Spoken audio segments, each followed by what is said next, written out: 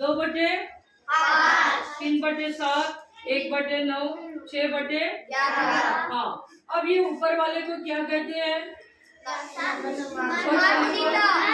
शुमार कुनिंदा।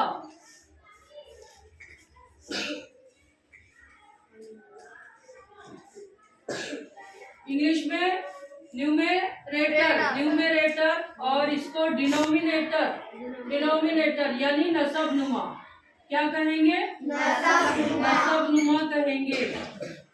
ऊपर वाला क्या है? शुमार कुनिंदा। नीचे वाला क्या है? नसबनुमा। इसे कहेंगे सही कसर। क्या कहेंगे? सही कसर। तीनों भी 1, 2, 3, 4 चारों भी कसरे सही कसर में शामिल है। और अब इस पर से हम मिसाल करेंगे। देखिए 3/5 जमा 6/4, 6/4।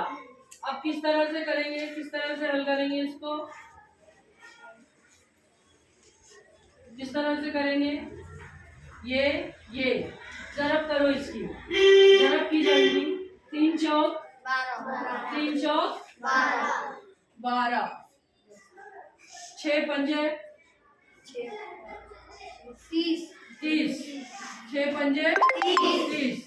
अब यहाँ जमा की अलामत। अब ये 4 पंजे 20, 4 पंजे 20। 30 और 12 की जमा करो